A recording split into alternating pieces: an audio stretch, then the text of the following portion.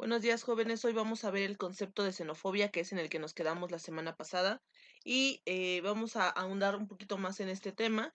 Y para eso les traigo los conceptos, la aplicación en contra del racismo y cómo se aplica o cómo se entiende dentro del mundo. ¿De acuerdo?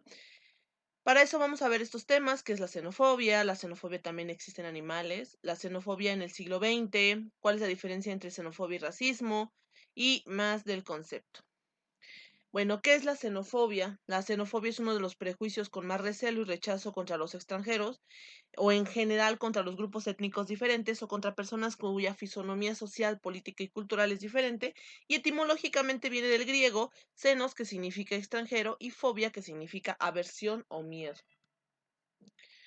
La xenofobia en animales es parte del comportamiento animal en muchas especies de mamíferos superiores gregarios, por ejemplo los chimpancés, que llegan a mantener verdaderamente guerras contra otros clanes que intentan asentarse en tu territorio. Recuerden ustedes que los chimpancés, los monos, los gorilas, los changos, todos estos orangutanes, todos este tipo de animales, de mamíferos, son lo más cercano al humano, ¿no? Entonces tienden a tener ciertos comportamientos y prácticas humanoides.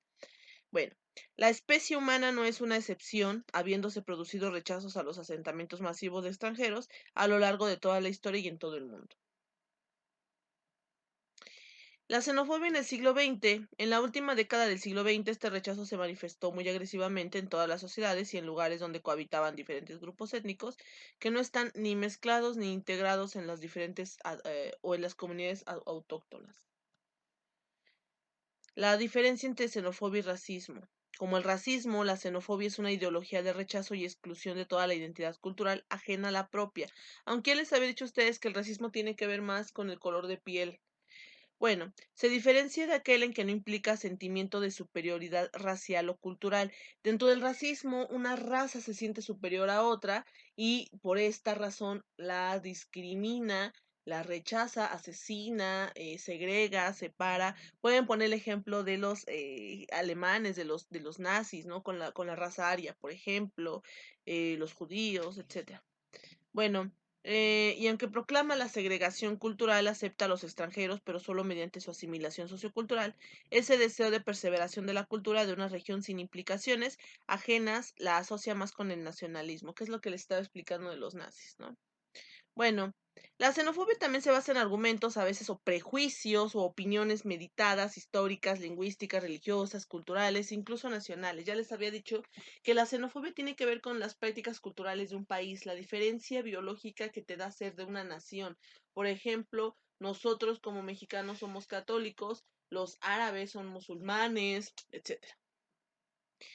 Bueno, todo esto justifica la separación total y obligatoria entre diferentes grupos étnicos con el fin de no perder la identidad propia. Argumentó esto es muy, estos argumentos son muy usados por todas estas personas que tienden a ser xenófobas para tratar de justificar sus formas de represión, de discriminación, etcétera, ¿no? Em, bueno, también combinando esos argumentos, la xenofobia mayoritariamente rechaza y excluye a los extranjeros poco integrados en la cultura local, es decir, no rechaza a los que llevan años viviendo en un país, sino más bien a los que llegan y sus prácticas no se adaptan a las prácticas de la nación, sino siguen haciendo prácticas de otro país. Vamos a suponer que llegan los chinos aquí a México y en vez de que los chinos empiecen a comer quesadillas, pozole y estas cosas, siguen comiendo su comida y eso nos molestará a nosotros. Ahí sería una causa de xenofobia, o más bien una cosa por la cual podrían ser acusados, ¿no? También la xenofobia se asocia a movimientos migratorios, no es algo exclusivo de la población receptora de tales migraciones. También muchos inmigrantes no aceptan la cultura que les acoge ni se esfuerzan por mezclarse con los nativos. Es decir, muchas veces cuando nosotros huimos a otro país, no tratamos de adaptarnos a esa comunidad, sino tratamos de adaptar esa comunidad a lo que somos nosotros. No sé si me entiendan. En vez de que nosotros nos adaptemos a donde llegamos, tratamos de adaptar ese lugar a nuestra forma de vida.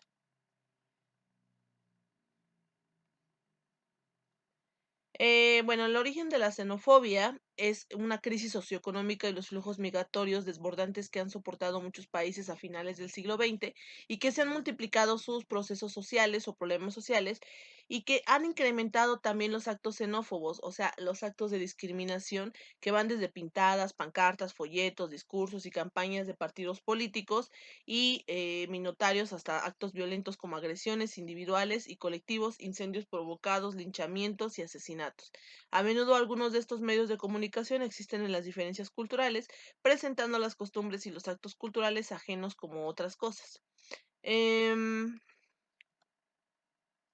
el sentimiento xenófobo es algo que los principales líderes políticos de las naciones más ricas intentan combatir, pues en gran parte del éxito de sus sociedades se basa en el aumento e integración de nuevos miembros. Sin embargo, en muchos lugares ha fracasado por el contexto histórico y también por el contexto social.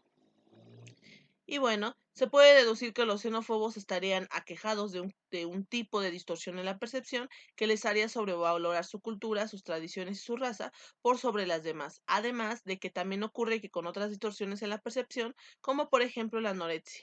El xenófobo no se considera como tal, ya que no sabe del desajuste perceptivo, es decir, el xenófobo no es consciente de que está haciendo algo mal.